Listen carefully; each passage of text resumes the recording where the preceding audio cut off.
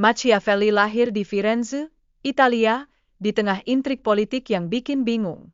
Bayangkan, kota ini adalah pusat seni dan drama politik yang lebih dramatis dari sinetron favorit kamu.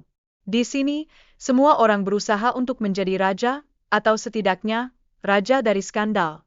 Sebagai pejabat publik dan diplomat, Machiavelli jadi saksi mata dari semua pengkhianatan dan kekacauan yang terjadi. Pengalaman ini menghantarkannya ke jalan pemikiran tentang kekuasaan yang membuat kita bertanya-tanya, apakah ini drama atau realitas? Setelah mengalami penjara dan pengasingan yang lebih bikin stres ketimbang ujian akhir semester, Machiavelli menulis Il Principe, alias Sang Pangeran, sebagai panduan bagi penguasa baru yang ingin menguasai kekuasaan. Buku ini adalah manual kekuasaan yang menawarkan taktik baru, hampir seperti cheat sheet untuk bertahan hidup. Perbedaan pandangan antara Plato, Aristoteles, dan Machiavelli itu kayak perdebatan antara penggemar anime dan film superhero. Masing-masing punya cara pandang yang unik, tapi Machiavelli berfokus pada realitas kekuasaan yang lebih kompleks, mirip dengan drama yang penuh twist yang kita tonton di Netflix.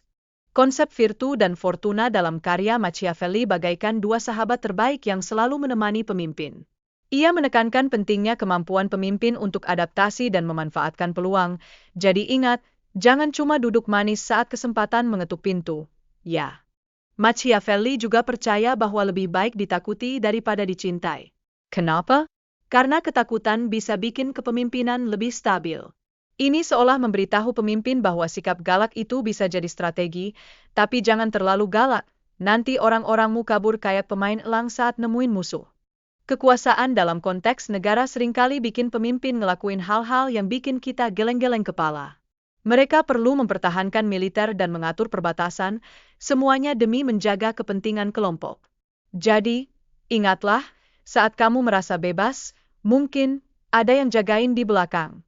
Pemimpin yang tegas sering dianggap sebagai pahlawan, meskipun kadang tindakan mereka lebih mirip supervillain. Ini menciptakan pandangan yang rumit tentang kepemimpinan.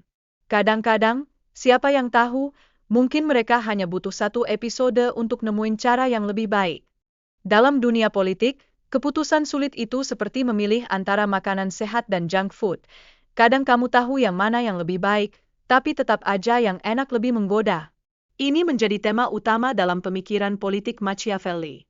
Nah, siapa yang bilang politik itu enggak bisa seru?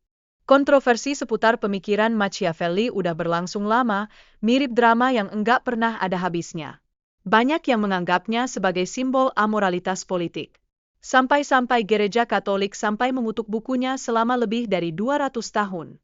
Coba lihat, bisa baper sejauh itu. Di zaman modern, pemikiran Machiavelli jadi lebih hidup, seperti meme yang viral.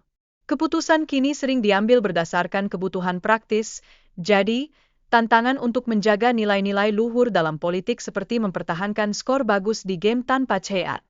Dilema moral muncul dalam kehidupan sehari-hari, ketika keputusan yang kita ambil bisa bikin kita melangkah di luar batas moral. Ini seolah memperlihatkan pertentangan antara kejujuran dan kenyamanan keyakinan kita, dan kita semua tahu, kadang kenyamanan itu lebih menggoda daripada kebenaran. Pengorbanan kenyamanan karyawan jadi isu penting saat perusahaan harus ngejar efisiensi. Ini bisa memicu konflik antara kepentingan individu dan kebutuhan perusahaan. Jadi, apakah kamu siap berkorban demi sesuatu yang lebih besar, atau lebih milih jadi raja di sofa? Kompromi antara prinsip moral dan stabilitas organisasi jadi tantangan nyata. Terkadang, keputusan sulit harus diambil untuk memastikan kelangsungan perusahaan dalam persaingan. Ini seperti memilih antara bertahan hidup di game atau menyerah dan terjun tanpa parasut.